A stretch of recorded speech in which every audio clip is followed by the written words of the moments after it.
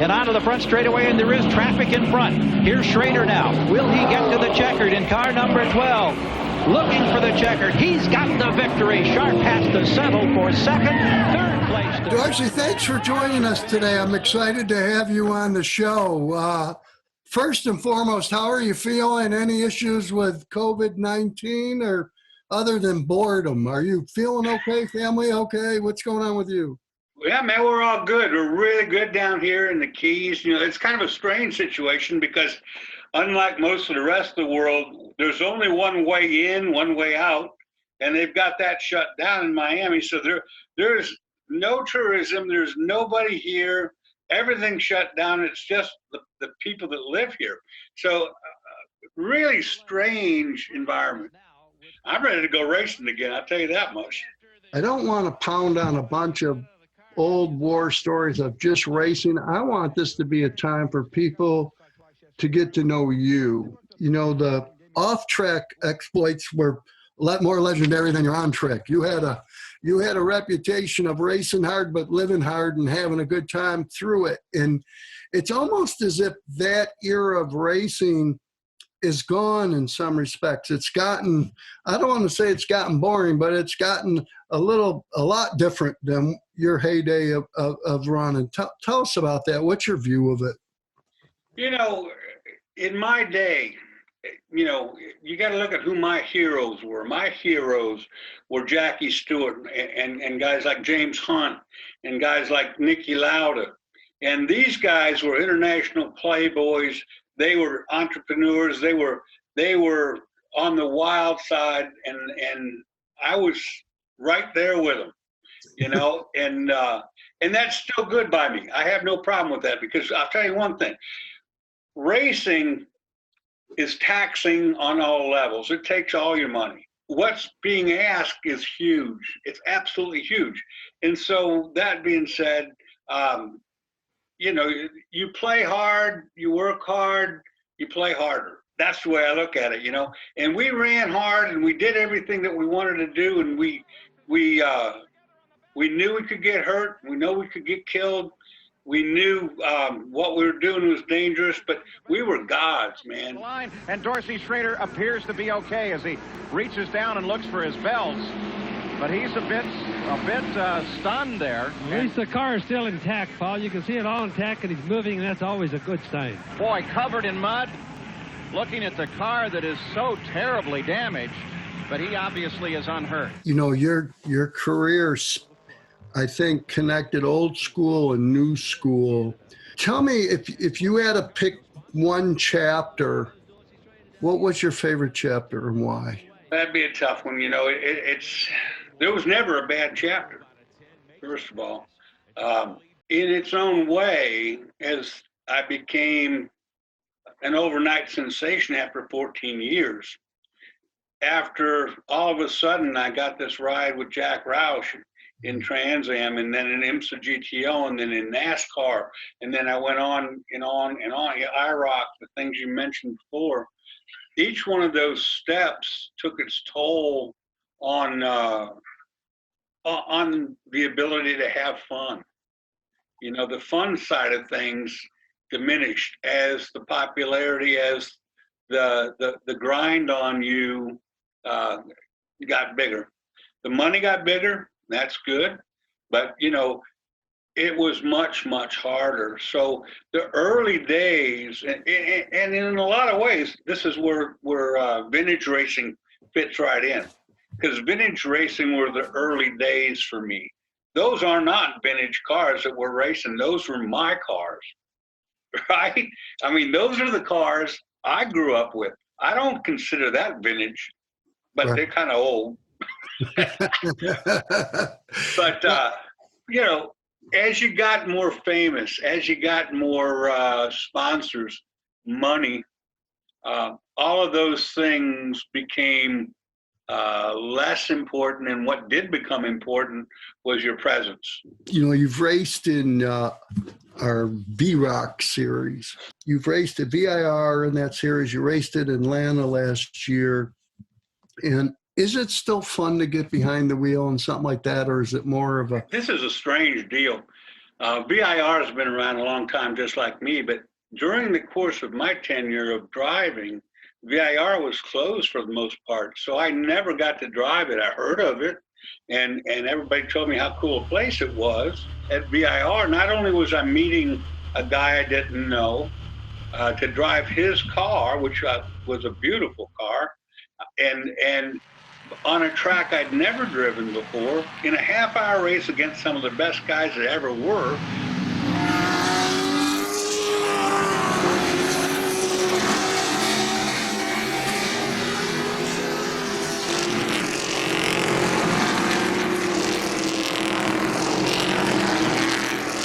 And I learned a lot from it. I learned a hell of a lot from it, you know, not only just about that racetrack, but about the seriousness of how things have gotten.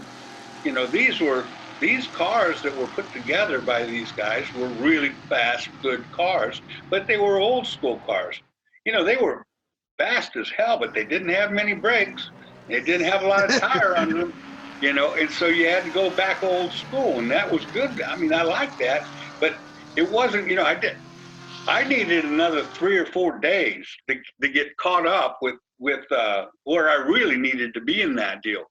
However, when we went to Road Atlanta, you know, and I've never driven a Cobra in my life, you know, a real Cobra, an AC Cobra, and I meet a guy, and you know, it's his street car. He bought it just practically new. He drove it on the street, and his buddies told him when he was 70 he needed to be a race car driver and drive the dang thing on a racetrack. That was stupid, but he did it. And then they let me drive it, and that was the second stupid thing. And I never had more fun in my life, because I do know Road Atlanta, and I got into the damnedest race you ever saw in your life. And I know you watched it. I saw you afterwards. It was a war. It was a war amongst 4 or 5 cars. And the neatest thing about that deal is that, you know, the amateur guy, the guy that owns the car, starts the car. He runs the car. You jump in the car, off you go, and you enter the race somewhere in the middle. You don't know where everybody else is, and you sure in the hell don't know who's driving what. Unless you catch up with them to see it on the name on the windshield. Who am I racing here? Well, I was racing Greg Biffle. I was racing Jeff Brown.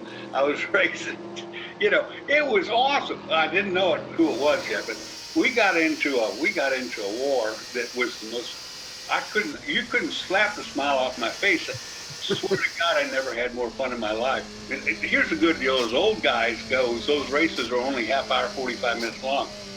My tongue was hanging on the ground, sweating, you know, I was wore out, but you could not slap the smile off my face. And it was Jeff Brabham, a guy I used to race with all the time, even though we were in different classes, that I'd been racing with, and Biffle. And the funny thing about that Cobra, my arms are too big, my shoulders are too wide, and I couldn't get my left arm in the door. You know, so I had to put my arm out like this and drive like an Englishman would. I didn't know that was how an Englishman would drive, but this is what Biffle told me afterwards, because he was mad. He was mad. He said, "God, what a jerk you are." I said, "Why am I a jerk? What'd I do?"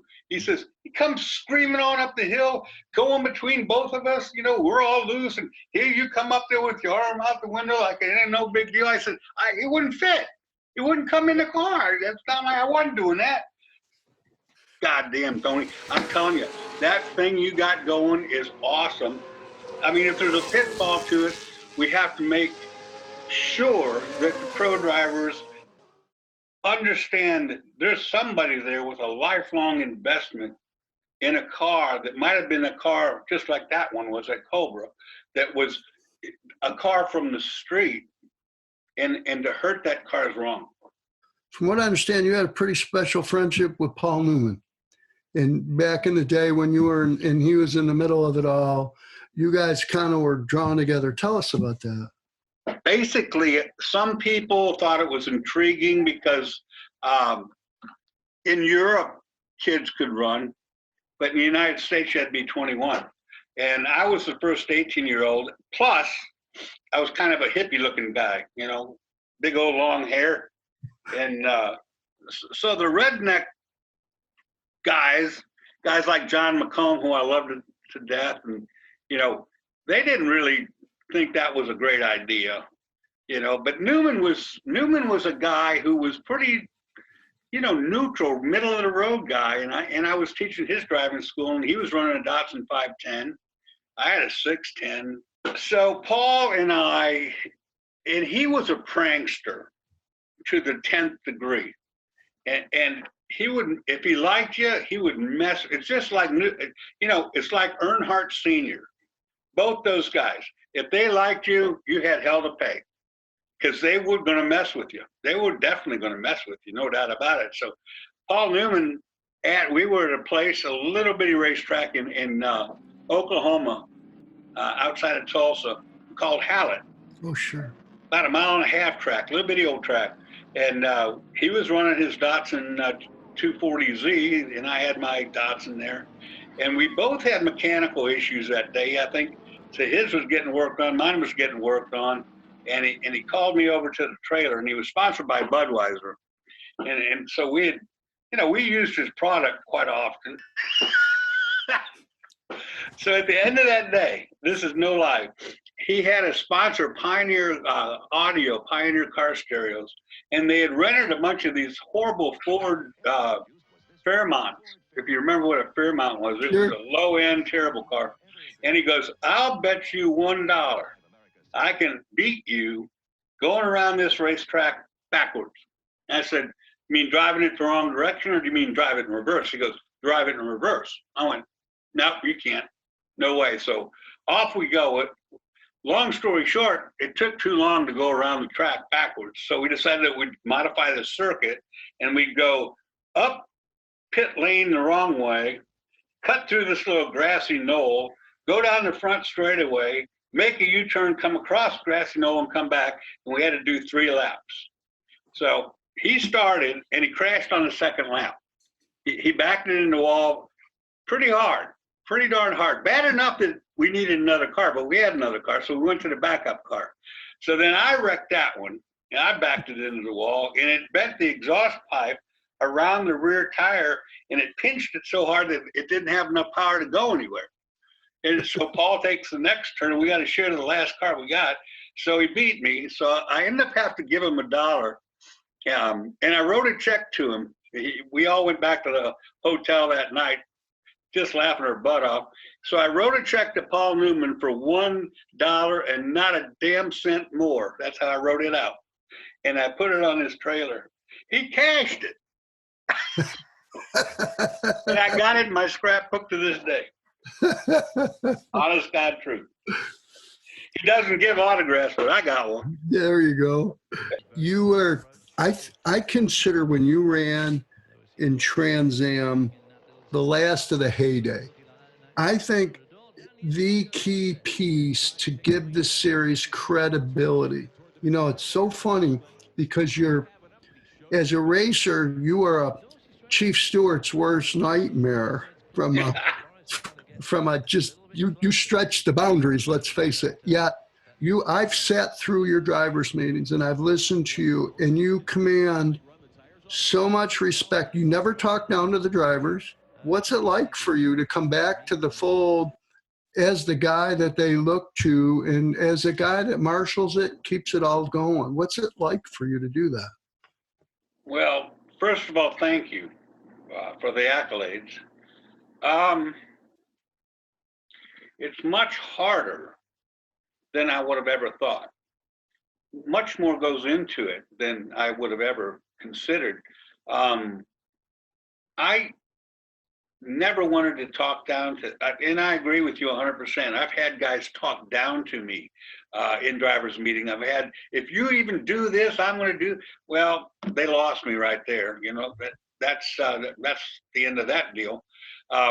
You're not going to inspire me by insulting me, or you're not going to inspire me and make me go faster by yelling at me, and so that's always sat in my mind.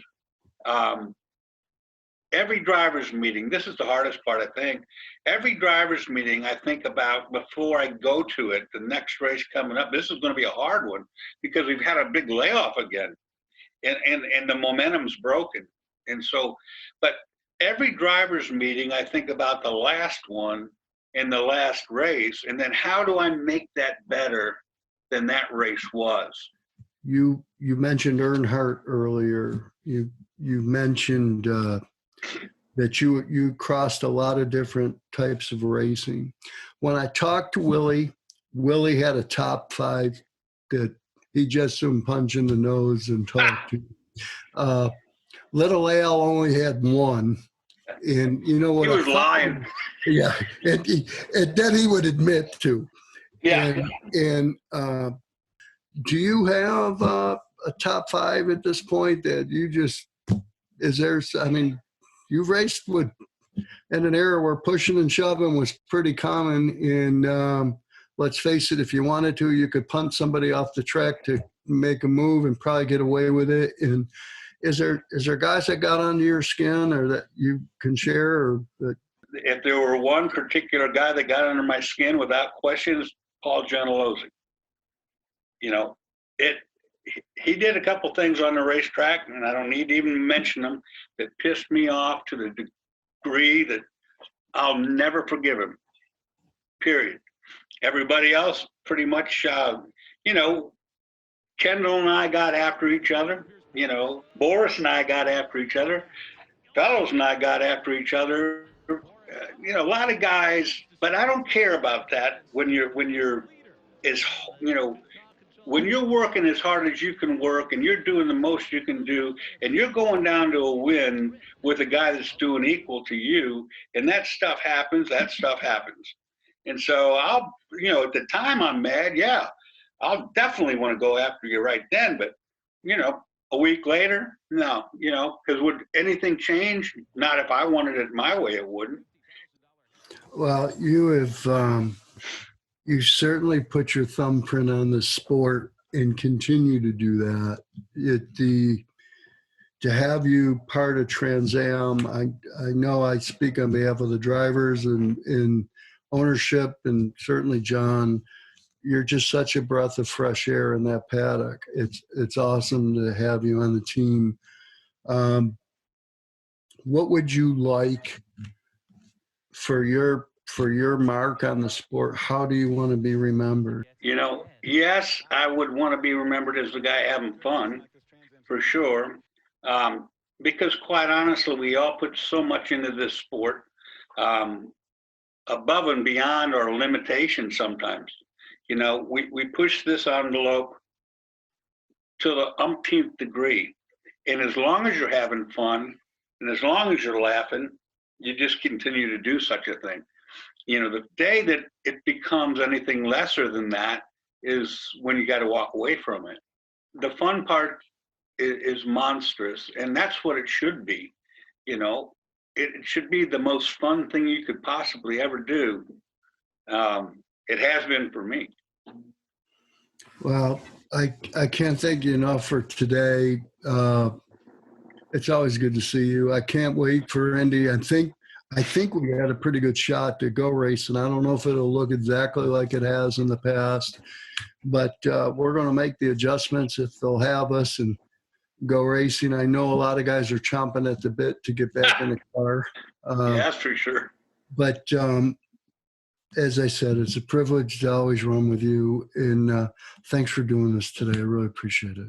Thank you. Now, if you think this is scary, at 6 o'clock tonight Eastern, I've got to do the 5 questions with the racer, the dinner for racers.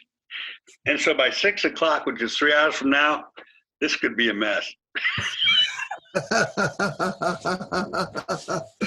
Well, you have fun tonight, my friend. It's always good to see you, Tony, thank you, brother. Have a great time, and thanks for everything you do. It's Dorsey's Pit Stop for incredible views and great new menu items. Dorsey's features real pit barbecue, brick oven pizza, and authentic Key West-style seafood. Get nightly prime rib specials, made-to-order breakfast on Saturday and Sunday. Dorsey's legendary happy hour weekdays from 3 to 6 p.m. and great live music on the weekends. Located 2 miles down Nichols Road or the 20.5-mile marker by water. Dorsey's is where you'll find the best price on the water for non-ethanol fuel. It's Dorsey's Pit Stop. Just smell what's cooking.